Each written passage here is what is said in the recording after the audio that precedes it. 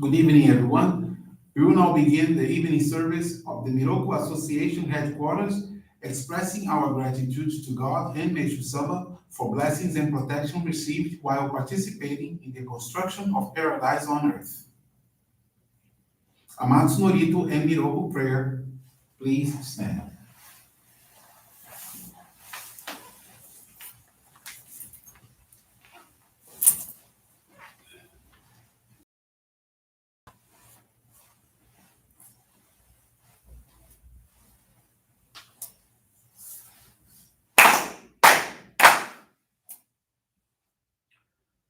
Taka amahara ni kamsumarimasu.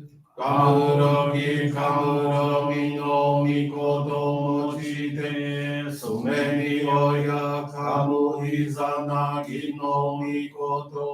Tsukushi no imoka no tachihana no odo no ahagi harani misogi harai tamo toki ni narimaseru. Harai dono o kami tachi moro moro totsumi kegare o tamae kiyome tamae toma osukoto no yoshi o amatsu kami kunitsu kami yao yorozu no kami tachi tomo ni ame no uchi koma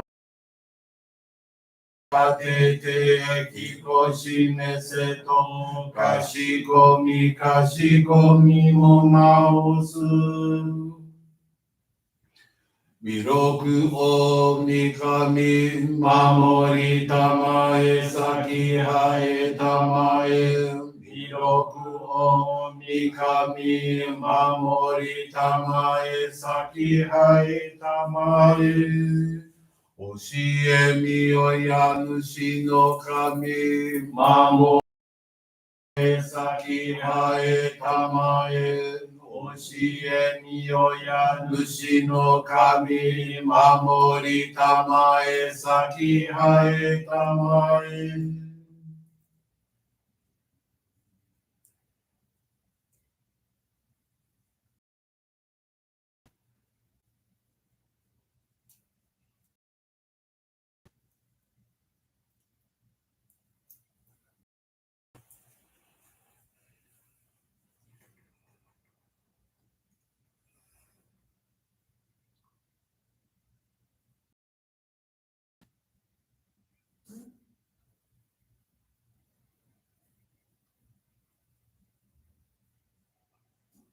Kom nagara tamachi haemase. Kom nagara tamachi haemase.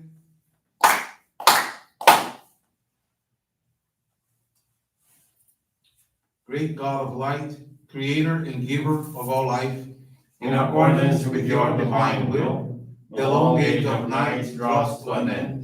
Your radiant divine light, shining ever more brilliantly, awakens the dawn of the glorious age of light, a time long awaited by all humanity. We thank you for guiding us to your divine plan and for the privilege of channeling and receiving Johrei. May our spirits and bodies be illuminated as we live your truth given to us by.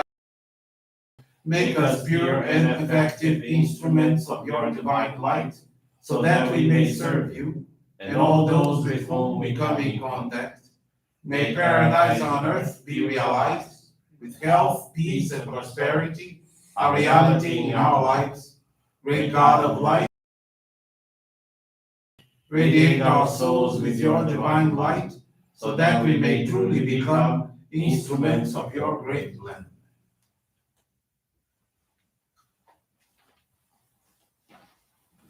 Please be seated. You will now receive group Johrei.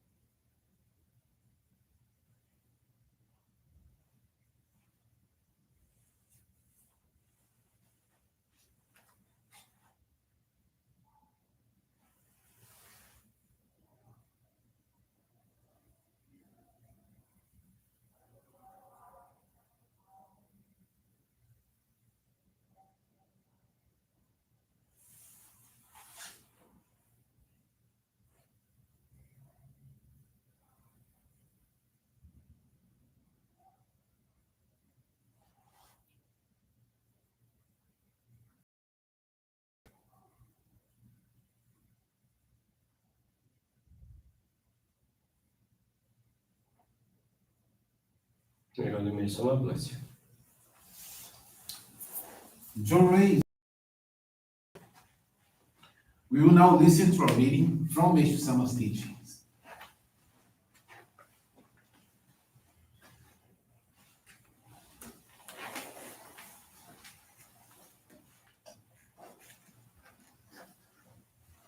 Eternal life. Once I was awakened to the realization that life goes on, that it is immortal and eternal, I truly began to live. Life's greatest treasure, which lasts forever, is the good done in secret for the welfare of others. A true filial act is the continued remembrance of our parents and ancestors through our prayers, good deeds, and ancestral offerings. When one person makes another happy, his or her gratitude is transmitted back in the form of light to the benefactor, whose clouds are reduced by it. It is a fundamental law of nature that the more such good deeds are done in secret and without desire for reward, the greater will be the reward from God. Good and bad fortune are in no way accidental, but are inevitably determined by the degree of purification in the spiritual world. There is still another determining factor: whether survivors hold memorial services earnestly and with love for the spirit of the departed. Moreover, the intensity with which survival and descendants help others, work for the welfare of society and the nation, and accumulate virtue accelerates the purification of ancestors. This means that filial piety is not limited to this life. On the contrary, the prayers offered and good deeds performed after the death of one's parents can be even more important than the care shown during life. It is only people ignorant of the nature of the spiritual world who say, by the time I was ready to be good to them, my parents were no longer alive to enjoy it.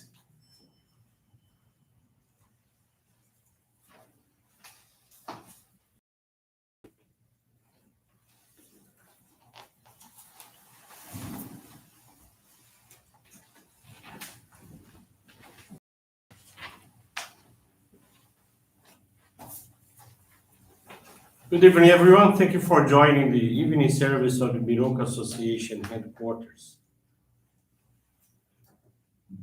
Related to the teaching today of doing virtuous deeds without expecting anything in return, I'd like to share this faith experience from Sonia Paula Almeida. She's from the Amarante Johrei Group, Portugal. In a weekly study on the basic practices of our faith, the first teaching study was to be loved by God.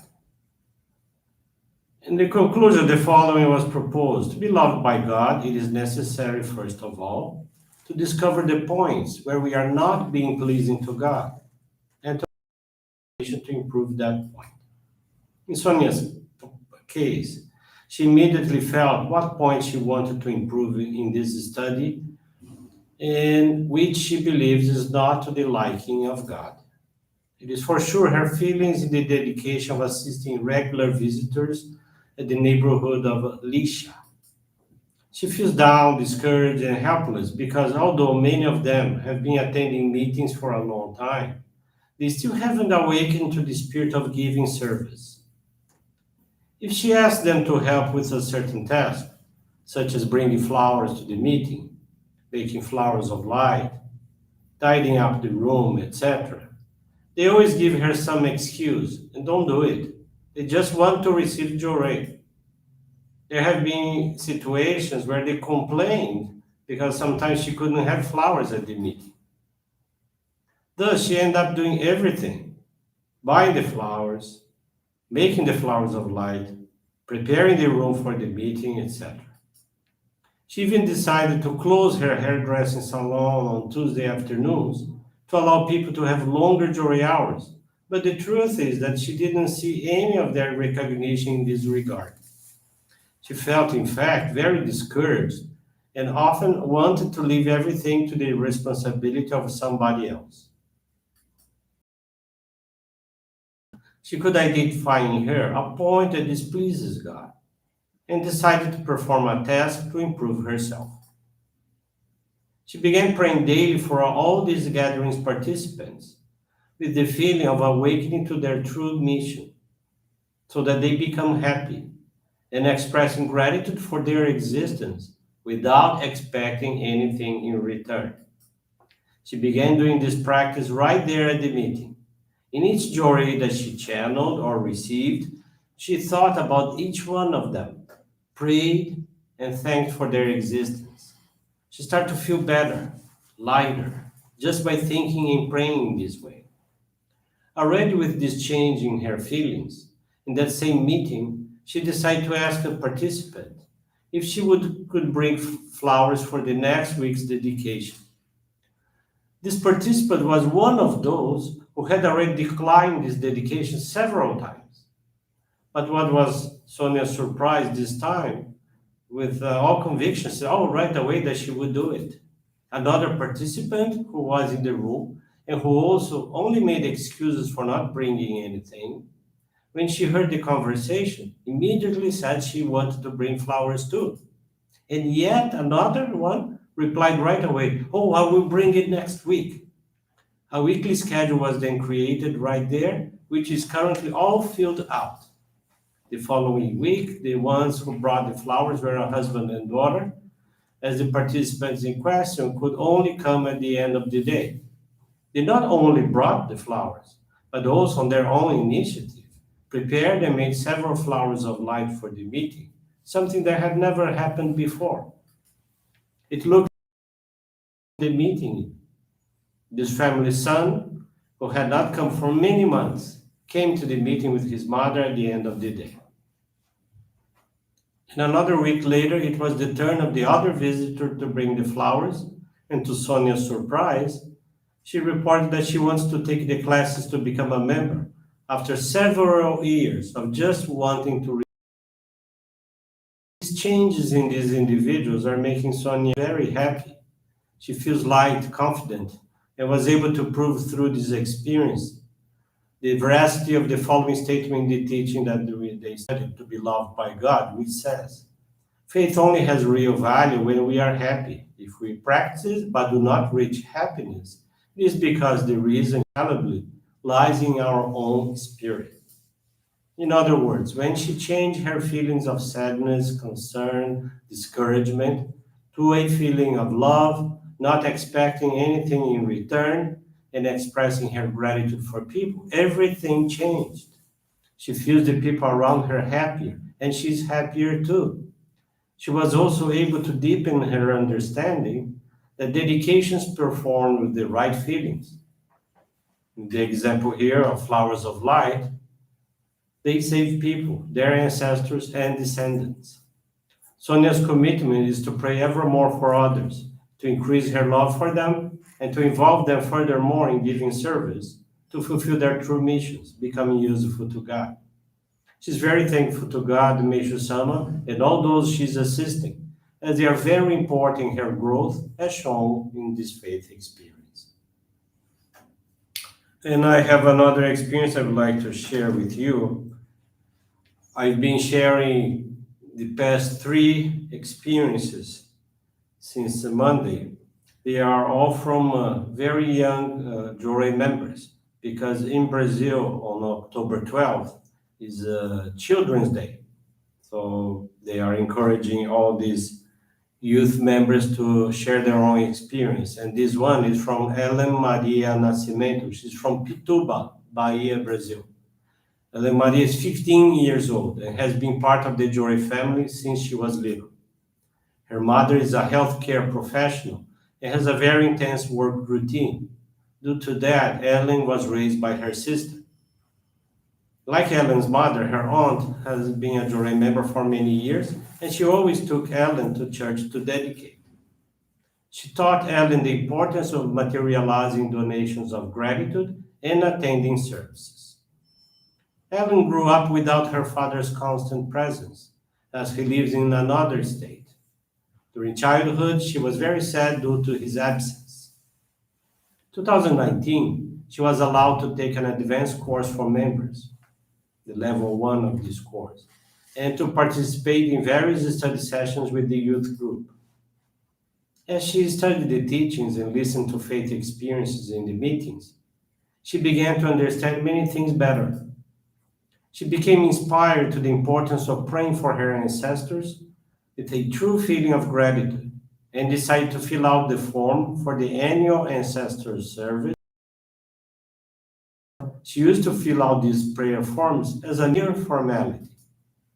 Thus, in 2019, for the first time, she prayed for her paternal family line with honest feelings, thanking these ancestors for her being part of that lineage and making a special donation of gratitude accordingly by collecting funds from sales of bracelets she herself makes.